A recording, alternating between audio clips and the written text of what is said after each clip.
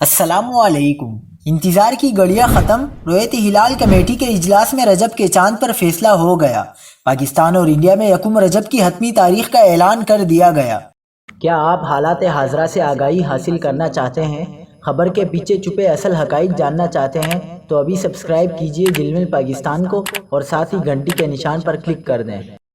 آپ کو بتاتے چلیں کہ پاکستان اور بھارت میں رجب کا چاند دیکھنے کے لیے آج اتوار کی شام کو رؤیت ہلال کمیٹیوں کے اجلاس ہوئے۔ دونوں ممالک میں آج رجب کا چاند دیکھنے کی کوشش کی گئی، تاہم چاند کہیں بھی نظر نہیں آ سکا۔ ماہ رجب کا چاند دیکھنے کے لیے مرکزی رؤیت ہلال کمیٹی کا اجلاس مولانا عبدالخبیر آزاد کی زیر صدارت ہوا۔ اجلاس میں مرکزی رؤیت ہلال کمیٹی پاکستان کے ممبران اور فنی ماہرین نے شرکت کی۔